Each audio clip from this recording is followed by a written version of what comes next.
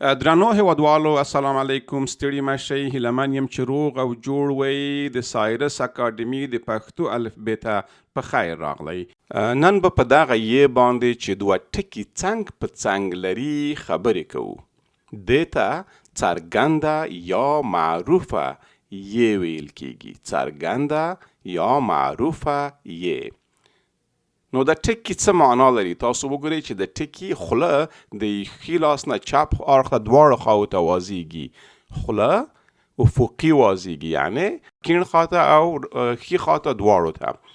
اوس مثلا تاسو ووایه اسلامي، وطني، باراني، افغاني. افغاني خوله څنګه شوله؟ ښي او کیڼ خواته وازه شوه.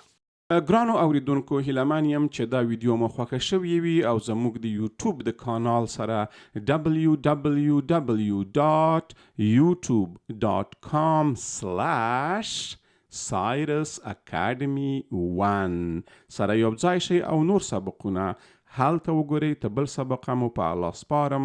خدای مو مل شه.